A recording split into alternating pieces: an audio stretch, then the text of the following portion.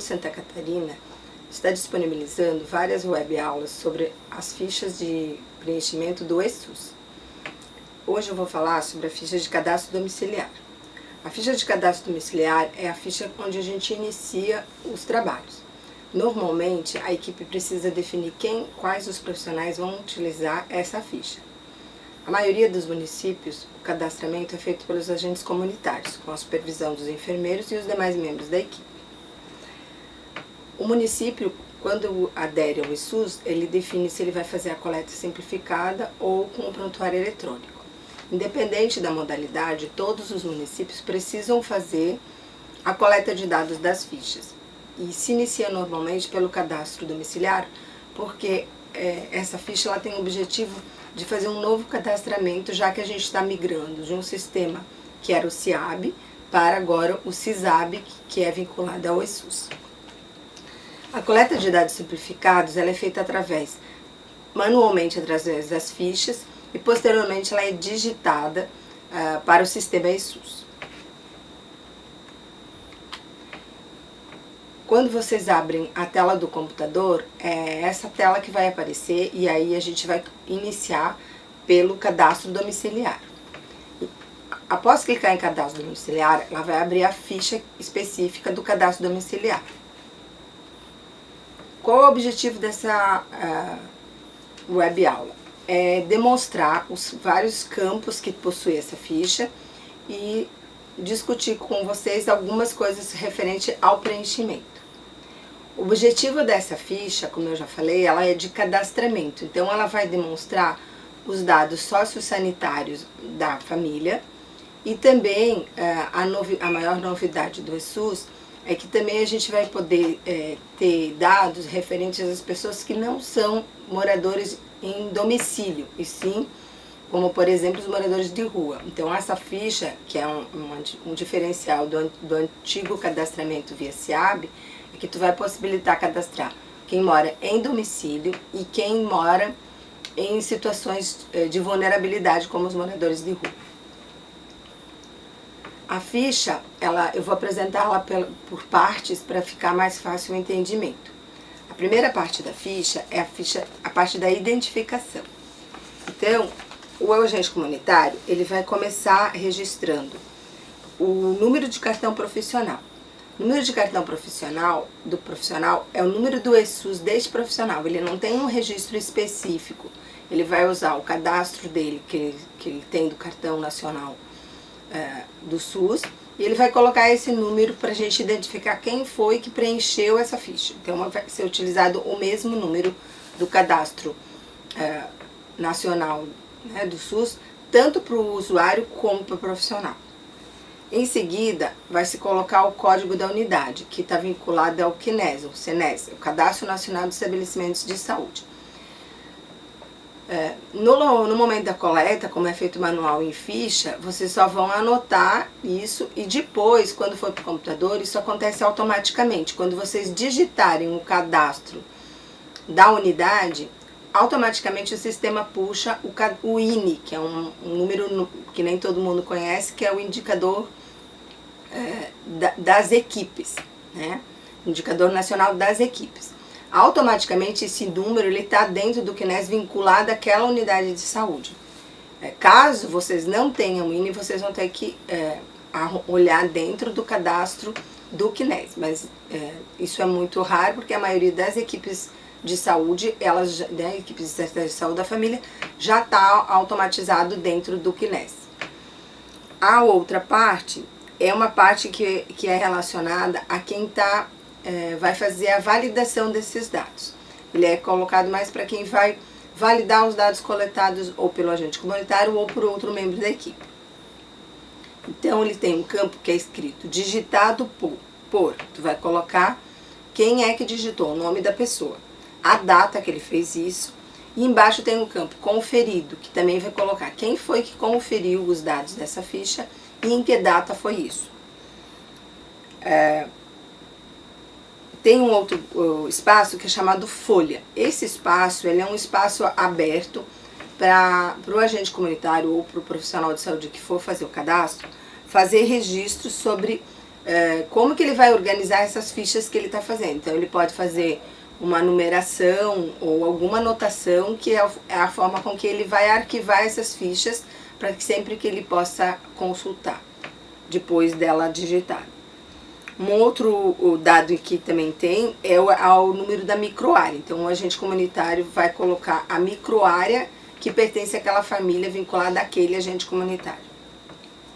E a data que ele realizou esse cadastro. Então, basicamente, esse primeiro bloquinho, ele é um bloco de identificação de quem vai fazer referente ao profissional que está realizando o cadastro. E qualquer dúvida que vocês tiverem sobre essa ficha, existe na internet, dentro do Departamento de Atenção Básica do Ministério da Saúde, um manual específico que fala sobre Manual do ESUS Coleta Simplificada. Vocês podem baixar esse manual também, que ele tem todo o detalhamento de como preencher a ficha. Lá vocês podem tirar mais dúvidas. Em seguida, vocês vão fazer a parte da identificação da família com que vocês vão cadastrar. Então, a gente começa pelos dados de endereço. Vocês vão colocar tipo de logradouro. O que quer dizer isso? É o número, se é uma avenida, se é uma rua, se é uma quadra. Então, tem que escrever que tipo de identificação é dessa rua. Em seguida, o nome do logradouro, o que quer dizer? O nome completo dessa rua, não usar abreviaturas, né? Tipo professor, e aí, porque isso pode dar problemas na identificação. Então, o ideal é que a gente escreva isso por completo. O número, um complemento, quer dizer o quê? Se essa casa, ela pode ser uma casa nos fundos do terreno, então tu pode escrever que essa casa é nos fundos, ou tu pode botar um ponto de referência que identifique o complemento é para facilitar a localização dessa família. Colocar qual bairro ele pertence, o município, e automaticamente no sistema ele vai puxar o estado. Vocês também têm que colocar o CEP, que também isso ajuda o próprio sistema a puxar e conferir exatamente se o CEP que vocês colocaram é da rua que vocês identificaram e que vocês anotaram. A ficha, ela tem características gerais que vai ser padrão para todas as fichas. Então, a ficha, ela tem campos obrigatórios, que normalmente possui um asterisco, e ela tem algumas informações que vão começar a partir dessa identificação do endereço, que vocês vão começar a fazer o preenchimento da ficha propriamente dita. Vocês vão usar dois símbolos. O asterisco, que é para vocês ter certeza que aquela informação vocês não podem deixar de coletar. O círculo, que quer dizer que são informações que só tem duas opções, tipo sim ou não, ou como o sexo, feminino ou masculino. Então, quando é bolinha, círculo, vocês vão ter uma opção só de anotação. Quando é quadrado, esse campo ele permite que você possa, então vai ter várias alternativas e vocês vão poder assinalar mais de uma alternativa. E também nesse campo, quando o quadrado aparece, normalmente tem um campo também perguntando quantos. Então você pode fazer a anotação do número, dependendo do que a ficha está indicando. Vamos supor que vocês chegam numa casa e a pessoa não queira fazer o cadastro. Então, o trabalho da equipe para nesse momento. Ele vai preencher o que eu já expliquei, que é a identificação de quem está fazendo o cadastro, a identificação de aonde se localiza essa casa, e daí ele parte para o terceiro passo, que é o termo de negativa, né? De negativa de preenchimento. Uma coisa também importante que tem na ficha é o número do telefone. Isso também é importante a gente colocar e normalmente as pessoas têm a tendência a querer colocar o celular. A indicação do manual é que a gente use um telefone fixo, preferencialmente um telefone que seja residencial, da própria pessoa, ou alguém do familiar que seja de fácil acesso. Então, quando a unidade de saúde precisar entrar em contato com essa pessoa, ele pode ligar para esse número e preferencialmente um número fixo. Em alguns estados, existe o município, eles estão padronizando de também anotar o celular. Isso fica a critério da definição municipal, mas o manual ele prevê a preferência pelo número fixo. Quando for um número de trabalho, também não é bem indicado, por quê? Porque as pessoas trocam muitas vezes de emprego, então fica um número que fica difícil de localização. Então os telefones de contato ou telefones de referência, de preferência que sejam fixos. O termo de recusa de cadastro, então vamos supor, se essa pessoa não quer fazer, então ela vai preencher até esse espaço que eu falei, o telefone, a identificação da casa e a identificação de quem está preenchendo o cadastro. E aí vai assinar o termo de recusa de cadastro. O termo de recusa de cadastro, quando vai para o computador, para o sistema, ele para o registro nesse momento. A gente só vai registrar até ali e a ficha fica em branco a partir dos demais dados, porque para o sistema ele identifica como sendo um cadastro que foi recusado o seu preenchimento. Essa decisão da pessoa ou da família de não fazer o cadastro, ele não impede que a equipe atenda essa pessoa e essa família. Então eles continuam tendo livre acesso à unidade de saúde e às necessidades de saúde que eles precisam. Ele só não aceitou fazer o cadastro. Esse termo de recusa de cadastro, ele precisa ter a assinatura da pessoa com quem vocês estão conversando, que está se recusando a fazer o cadastro, e também um documento, preferencialmente o RG, a carteira de identidade. Se a família aceitar fazer o cadastro, vocês partem para a segunda parte da ficha, que é o cadastro das condições sociossanitárias dessa família. Normalmente a gente inicia na sequência da ficha pelo tipo de domicílio. Então vocês vão ter várias alternativas em bolinhas, para vocês circular. Que nem eu já falei, sempre que for círculo é uma única opção. Então vocês vão botar tipo de domicílio, que pode ser casa ou apartamento, ou a pessoa mora num cômodo, ou outra identificação que não esteja descrita aqui nessas três alternativas. Então, o tipo de domicílio ele tem 4 campos: casa, apartamento, cômodo ou outros. O cômodo ele é um espaço que a pessoa habita, mas que o morador possui apenas instalações hidráulicas, elétricas e sanitárias. Isso quer dizer, essa casa ela só tem um banheiro, uma cozinha e um local para a pessoa dormir. E moram várias pessoas nesse mesmo espaço, que pode ser um prédio. Normalmente, pelo registro do manual, ele chama como... Às vezes tem a questão dos cortiços, que tem várias pessoas que moram nesses cômodos. Então, se no seu município tem essa habitação, vocês vão escrever e vão colocar como cômodo. Se não atender nenhuma dessas especificações, vocês vão colocar como outros e vão descrever que tipo de moradia é essa. A outra parte da ficha, ainda relacionada ao tipo do domicílio, é com relação ao número de cômodos e o número de moradores que tem nessa casa. A casa, então, ele mora numa casa, num apartamento ou num cômodo. Número de moradores, quantas pessoas habitam este espaço? Então, ali vocês vão escrever o número de moradores e o número de cômodos. O número de cômodos, ele é relacionado ao espaço que a pessoa usa para morar. Então, nesse espaço não entra a questão de corredores, varandas, garagens ou depósitos. Então, só conta a questão dos quartos, banheiro, cozinha, espaços que são comuns à família, tá? As condições de moradia. Se você mora num apartamento ou numa casa, a próxima pergunta que você vai fazer é se essa casa ela é própria da pessoa ou se ela é financiada, se ela é alugada, se ela é cedida. Então, tem essas opções na ficha. Dúvidas com relação ao que é um imóvel alugado, cedido, arrendado, está descrito dentro desse manual de coleta simplificada. Eu vou dar alguns exemplos aqui. E é nesse espaço que aparece a questão da situação de rua. Então tem um espaço que vocês vão colocar situação de rua ou outros. Então é nesse momento que vocês vão identificar que essa pessoa, ela não tem um espaço físico fixo, ela mora em algum espaço na rua.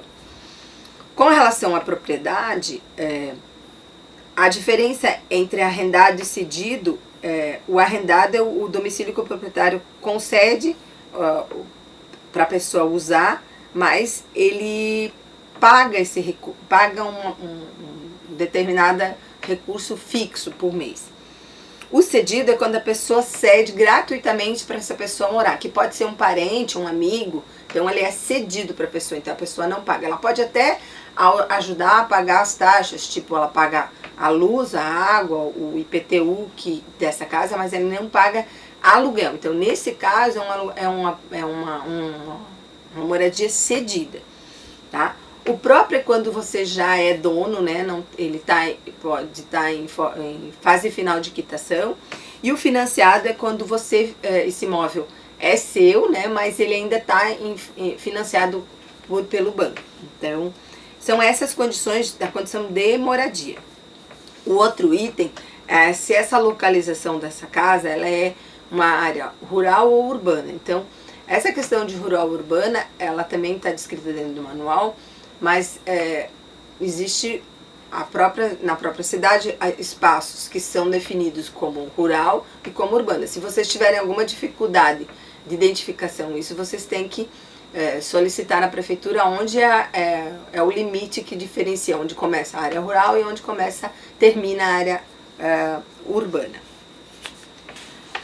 O próximo passo da ficha é as condições de produção rural. Então, no caso de que você tenha respondido no item anterior, que essa família ela mora numa área rural, você vai ter que colocar quais são as condições dessa terra.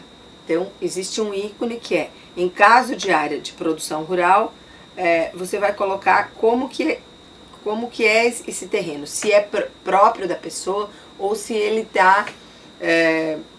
se ele é posseiro, se ele é arrendatário. Então, existem vários itens nessa parte da ficha e é importante vocês lerem bem o manual que descreve o que é cada item desses. Então, o proprietário é aquele que é dono da propriedade. O parceiro ou meeiro é a pessoa que o proprietário ele colocou uma outra pessoa dentro dessa terra e ele tem um contrato que essa pessoa explora o imóvel rural ou uma parte desse imóvel mediante um contrato ou remunerando ou repartindo com o proprietário o produto que ele produz. Então isso é muito comum nas áreas rurais, você ter o proprietário morando nesse terreno, né, nessa terra, e ter um parceiro ou um meeiro. O posseiro é aquela pessoa que chega numa terra que não é dele, que ele não tem nenhum contrato e que ele invade, né? Ele entra nessa terra e começa a morar dentro dessa terra. Então ele é um posseiro. O arrendatário é a pessoa que recebe ou toma por aluguel um imóvel ou parte dele. Então é muito parecido com o meeiro, mas ele tem que ter um contrato firmado com o proprietário. Além disso, tem a questão agora da reforma agrária. Então, existem alguns lugares que a gente tem o assentado e o beneficiário. Então, esses dois é muito importante vocês anotarem quando ele faz parte do Programa Nacional da Reforma Agrária. Então, ele vai ser um assentado. Ele está trabalhando na terra, mas ele recebeu aquela terra por assentamento. E o beneficiário também, ele é do Banco da Terra, né? Então é um trabalhador rural que também, durante no mínimo 5 anos de experiência, ele tenha financiado a propriedade rural pelo programa Fundo da Terra e Reforma Agrária. Então, nesse caso, é importante anotar para vocês terem um diagnóstico, que tipo de trabalho vocês têm na região, se todo mundo é proprietário, se vocês têm posseiros na região, se vocês têm o programa a questão da reforma agrária, e pode ter um item que não se aplica a nenhuma dessas situações. Todos esses itens, eles estão bem descritos dentro desse manual que eu já citei. A próxima parte da ficha, ela já começa a indicar como que você chegou nesse domicílio. Então, é muito importante para a pessoa que vai fazer o cadastro já ir observando a rua. Como é que é essa rua aqui? Onde você chegou na casa? Como é que era essa rua? Ah, ela tem asfalto, ela é chão batido, porque na ficha ela pergunta se qual foi o acesso ao domicílio, se foi por pavimento, chão batido, fluvial ou outros. Aqui eu vou fazer um destaque porque essa ficha a gente está trabalhando agora com a versão do programa no 1.3. Na versão anterior, e alguns municípios estão trabalhando com essa ficha já impressa, ela vai aparecer como pavimentado, chão batido e fluvial. Eles trocaram nessa última versão o pavimentado, o asfalto por pavimentado. Então na ficha anterior aparece asfalto. Isso estava dando muita confusão para quem preenchia, porque nem todas as ruas eram asfaltadas, elas podiam ser pavimentadas. E aí agora eles trocaram, porque o pavimento ele abrange mais tipos de acesso. Entra o asfalto, mas entra o paralelepípedo, lajota, entre outros. Então, quem vai estar trabalhando com uma ficha antiga, onde está escrito asfalto, vocês vão considerar esse item aqui, que é pavimento. Pavimentado. Quando vocês forem para o programa, vocês não vão mais encontrar a opção asfalto, e sim pavimentado. Vamos supor que no caminho vocês percebam que a metade da rua é chão batido e a metade é pavimentado. Então é por isso que é importante ir olhando o caminho que vocês estão fazendo para fazer o cadastro. Vocês vão considerar o que aparece mais, tipo, mais de 50% do percurso que eu fiz foi pavimentado. Então eu vou colocar que a rua é pavimentada, né? Agora tem um pedaço que é de chão batido, mas a maioria do trajeto que eu fiz é pavimentado, então eu vou colocar como pavimentado. Se vocês considerar que a maior parte da rua é chão batido, vocês vão anotar chão batido. Então, sempre considerar a questão dos 50%, né? O que predomina nesse caminho, o que predominou. A mesma coisa é para o material predominante no domicílio. Existem casas que são feitas só de madeira ou só de material, né? De alvenaria. Mas tem casas que são mistas. E aí quando vocês fizerem a anotação do número de cômodos e de como é que é essa casa, vocês já vão prestando atenção nisso, porque depois vocês vão ter que assinalar isso, essa casa. Como é que essa casa é? Ela é totalmente de alvenaria e com revestimento, que quer dizer o quê? É uma casa de alvenaria e com reboco. A outra é uma casa de alvenaria, mas sem revestimento, quer dizer, ela é feita de tijolo, totalmente de tijolo, mas ela não tem reboco. A terceira opção, que a gente não é muito comum aqui no sul, é a questão da taipa, que é usada, no manual tem taipa com revestimento e taipa sem revestimento. Então, se vocês encontrar, é muito importante vocês lerem o manual. Eu não vou frisar muito isso, porque não é comum aqui no sul a gente ter muitas casas de taipa. Mas a gente pode ter madeira aparelhada e material aproveitado, palha e outros materiais. Então, o que quer dizer isso? Quando é madeira aparelhada, é madeira que ela é preparada para fazer uma casa. Então, eu posso ter uma casa de madeira aparelhada, ela foi trabalhada, ela é uma madeira industrializada. E eu também posso ter uma casa de material aproveitado, que daí a gente pega. Normalmente ela é construída com restos de materiais de construção. E normalmente ela tem uma mistura, um pouco de madeira aparelhada com um pouco de madeira de reciclagem que eles recolheram e aí fizeram a casa. Então, é bom vocês olhar bem essa característica da casa.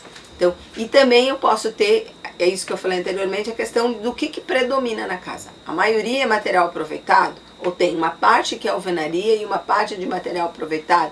A maioria é material aproveitado, então mesmo que o banheiro seja de alvenaria, eu vou registrar como material aproveitado. E existem outros materiais que daí se tiver alguma opção dessas, vocês vão escrever. A próxima parte da ficha é sobre a questão da energia elétrica. Vocês vão olhar também, então é muito importante na questão do cadastro domiciliar o olhar de quem está cadastrando. A pessoa vai fazer perguntas para a pessoa, mas ela também precisa observar o ambiente, porque nem sempre a pessoa responde corretamente a pergunta, e aí então vocês explicam e refaçam a pergunta.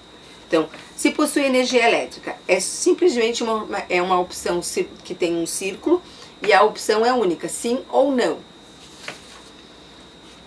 Abastecimento de água, também é em círculo, então vocês só podem responder uma opção e aí vocês vão perguntar para ele como que a água chega na casa deles. Então, as opções são rede encanada até o domicílio, que é aquele que vem, normalmente tem um sistema de abastecimento municipal, e aí vem encanada, e eles pagam conta por receber essa água. O poço nascente no domicílio é um poço que está dentro do terreno da pessoa. Ou cisterna. O que quer dizer cisterna? Cisterna, ela é um espaço, né, normalmente feito de concreto, e que a gente recolhe a água da chuva e que é depositada dentro dessa cisterna. Carro-pipa é quando a pessoa não tem nenhum acesso à água e o carro-pipa vai nessa comunidade levar a água através do carro-pipa municipal. E outros quando o município, errei, gravando de novo. A outra opção para abastecimento de água que tem aqui na ficha é o outros. O outros é quando o domicílio ele tem água, mas ele pega essa água de um outro terreno ou utiliza o poço do vizinho. Então vocês vão anotar não como poço, porque o poço ele vai se cadastrar na ficha do vizinho. Vocês vão colocar aqui nessa ficha como outros e colocar que ele utiliza a mesma água da casa ao lado. A próxima parte da ficha já é dentro do domicílio, então o tratamento de água no domicílio. Então vamos supor que a pessoa tenha um poço e aí se ela faz algum tratamento para essa água, ela utiliza alguma coisa para melhorar a qualidade dessa água. Então as opções que tem dentro da ficha é filtração, fervura, cloração e sem tratamento. Então se ela pega a água do poço e eles bebem normalmente, ela não faz nenhum tipo de tratamento. Se ela usa algum tipo de filtro, que pode ser aqueles filtros que já são colocados na própria torneira da pia da cozinha, ela é um processo de filtração. Ou aqueles filtros antigos, que é feito de cerâmica, que normalmente muitas famílias ainda utilizam até hoje e que tem grande utilidade. A filtração é que a gente usa algum recipiente, né? Que ele é feito ou de saibro ou de areia, ou que ele detém matérias porosas e retém os micro-organismos e as impurezas. Então, filtro é isso. Se eu uso algum tipo de filtro, que pode ser aquele filtro que fica aclopado à torneira, ou aquele filtro antigo, que é muito utilizado, que é de cerâmica, vocês vão anotar como filtração. A fervura é quando a pessoa tira a água do poço ou da cisterna e coloca para ferver antes de utilizar. A fervura normalmente ela tem que chegar a 100 graus centígrados durante pelo menos 5 minutos. Então se a família faz isso, vocês vão anotar que ela utiliza a fervura. A cloração é quando você acrescenta a essa água algum produto químico, né, para eliminar os micro-organismos. O cloro ou outros produtos.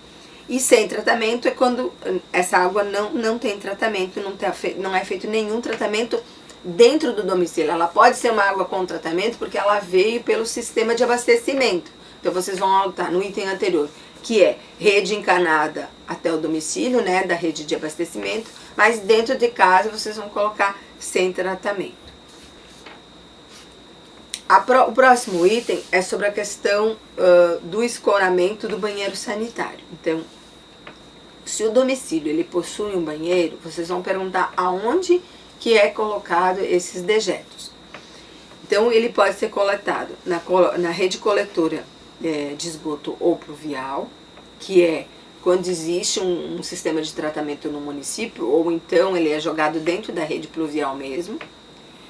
Quando a pessoa tem no seu terreno uma fossa séptica, que ela é ela faz um tipo de tratamento, né?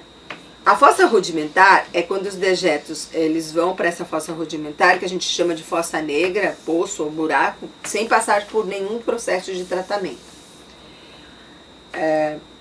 A outra opção, que não é o ideal, mas que a gente ainda encontra, é quando as pessoas jogam os dejetos do banheiro diretamente num rio ou num lago.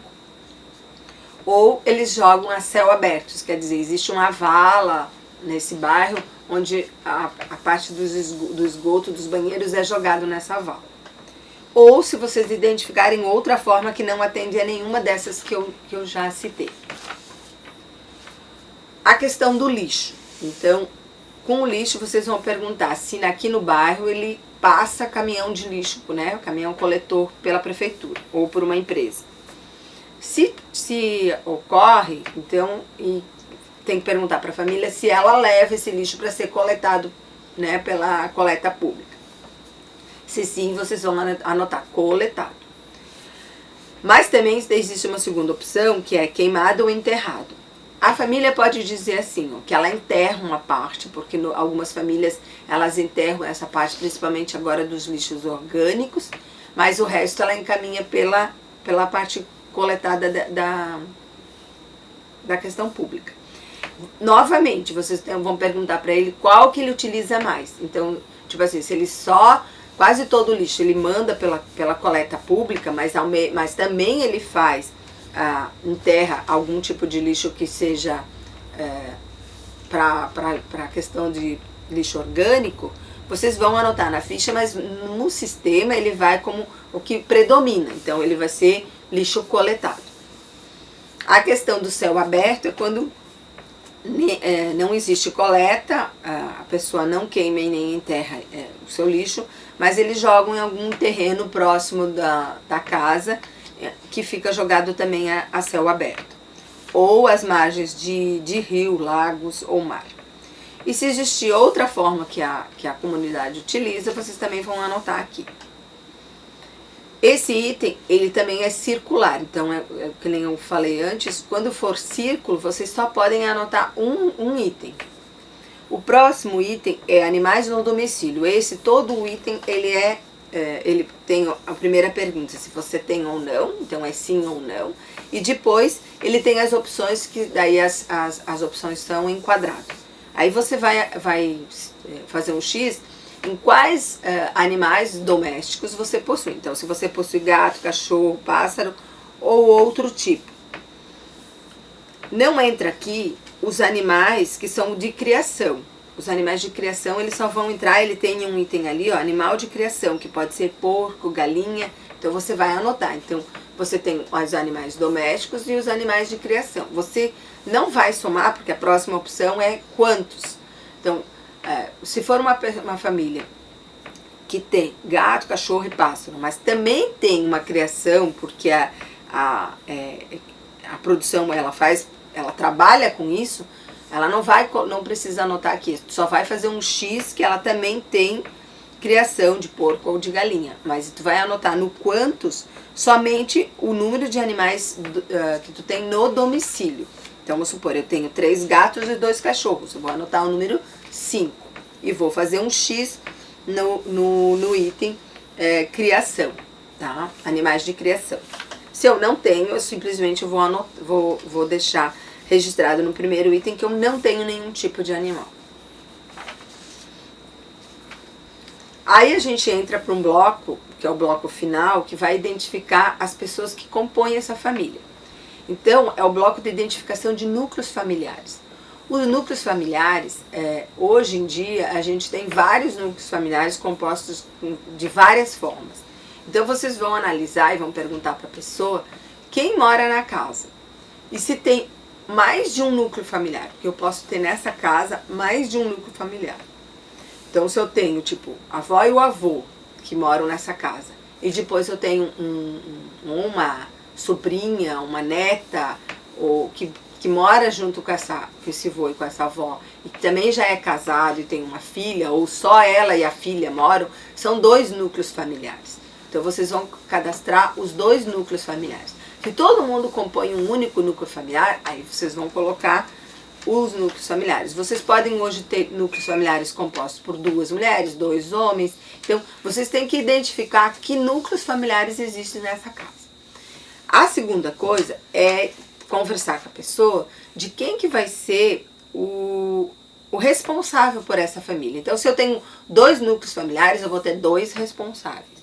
O responsável, ele não é a pessoa que é o chefe da família, e sim a pessoa que vai ser a pessoa de contato da unidade de saúde com esse núcleo familiar. Então, vamos supor, se a mãe não trabalha fora e normalmente ela está dentro de casa, o ideal é que seja ela a pessoa que vai ser o ponto de contato da equipe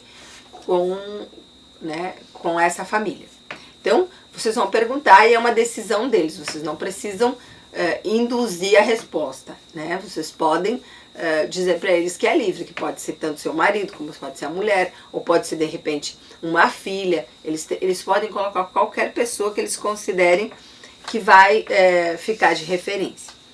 Identificado quem é a família, nessa família, quem é a pessoa responsável por essa família, vocês vão colocar o número de cartão, e aí é importante saber se essa pessoa já tem o cartão nacional. Você não precisa pegar os dados e fazer o cadastro, e daí vocês podem preencher os demais dados da ficha. Aí vocês vão na unidade de saúde, vão fazer esse cadastro e depois vocês vão colocar um número aqui. Nada impede que vocês completem o cadastro. Depois vocês vão fazer esse cadastro no cadastro nacional e vão colocar um número aqui para essa ficha estar completa e poder ir para digitação. Enquanto ela não tiver esse dado, ela é uma ficha incompleta, ela não pode ir para digitação. Ela fica como pendência para o agente comunitário ou para a pessoa que estiver fazendo esse cadastro. Além do número do cartão, vocês vão botar a data de nascimento dessa pessoa, né, do responsável. Vai perguntar para ela quantas pessoas moram nesse núcleo familiar que ela considerou. Vamos supor que ela diz 3 pessoas. Vocês vão anotar 3 pessoas. E perguntar desde quando que eles moram nessa casa. Então, não precisa ser uma data exatíssima, mas mais ou menos uma aproximação. Eu moro desde janeiro de 2002. Então, vocês vão botar janeiro de 2002. Eu não sei se foi dezembro de 2001 ou janeiro de 2002. Aí vocês fazem uma aproximação. Existe no início desse bloco o prontuário familiar. O prontuário familiar, ele é o jeito com que vocês usam o prontuário na unidade. Então, se a equipe usa prontuário familiar, vocês vão colocar esse número, que é o número de prontuário que é lá da unidade de saúde. Então, vai esse número aqui. Os campos, no total que pode ser digitado aqui, é 999 até 999. Então, e não pode ser letra, então tem que ver como que a unidade está cadastrando essas famílias.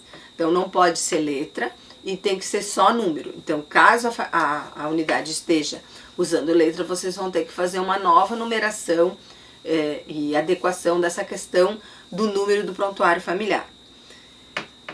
Outro dado que eu vou fazer destaque aqui da ficha anterior, na ficha anterior não tinha um campo que agora está circulado em vermelho aqui, que vocês vão ver na tela, que é o mudou-se. Então agora é possível, quando vocês fizerem uma nova visita nessa família, e vamos supor que uma das pessoas que vocês cadastraram, ela não está mais morando nessa casa. Então vocês vão anotar que ela não reside mais aqui e tem um item para fazer um X dizendo que ela se mudou. O número do prontuário familiar eu já falei que vai depender de cada unidade. Tem que ver se a unidade está usando prontuário familiar ou está usando prontuário individual. O cartão SUS do responsável, a data de nascimento do responsável. E tem a questão da renda familiar. Então vocês primeiro precisam cadastrar todo mundo dos núcleos familiares. E aí perguntar quem é que trabalha. Aí trabalha o marido e a esposa. Então, vê mais ou menos quanto que eles ganham e transforma isso em salário mínimo. Então, a opção aqui na ficha é renda familiar, 1/4 do salário mínimo, meio salário mínimo, 1 salário mínimo, 2, 4 e mais de 4.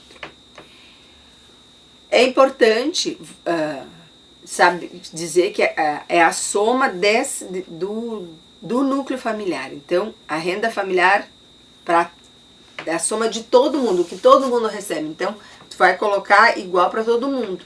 Tu vai somar todo mundo e vai dizer qual é a renda dessa família. Então, em cada linha vocês vão assinalar a mesma resposta. Não precisa ir colocando a primeira pessoa que vocês colocaram, ela tem tantos salários mínimos, a segunda tem tantos salários mínimos. Não, é a renda familiar dessa família. Então vocês vão circular e ela vai ser a mesma. A outra opção dessa ficha reside desde quando, né? E mudou-se. Então essa é o destaque que a gente tem como uma alteração da ficha. Isso vai ajudar bastante vocês. As pessoas reclamavam bastante porque não tinha essa opção na ficha. Então, se o município estiver trabalhando com as fichas no modelo anterior, que a gente sabe que já tinha sido impresso bastante, vocês têm que anotar quais foram as alterações dessa ficha. Essa ficha ela não teve grandes alterações. Ela teve essa questão do mudou-se e teve essa questão lá na frente da questão do tipo de pavimentação. Os demais dados, ela permanece igual como estava na ficha anterior. Então, é possível usar a ficha que você já tem impressa. Não precisa fazer uma nova impressão. Como referência para vocês consultar, a gente indica que vocês baixem os manuais que estão disponíveis, tanto na página do Ministério como na página da Secretaria Estadual, e vai ter links também dentro do sistema do Telesaúde, porque qualquer dúvida que a gente não tenha esclarecido nessa web aula, vocês podem consultar diretamente no manual. A outra opção é o serviço que o Telesaúde oferta, que é a questão das teleconsultorias. Então, se vocês têm uma dúvida específica de como que vocês têm que preencher determinado campo dentro dessa ficha, que vocês leram o manual e não entenderam, vocês podem encaminhar uma dúvida via as teleconsultoras. Então, as teleconsultoras vão dar uma resposta e também vocês podem marcar um horário síncrono com uma das teleconsultoras para tirar as principais dúvidas que quem vai fazer o cadastro tenha.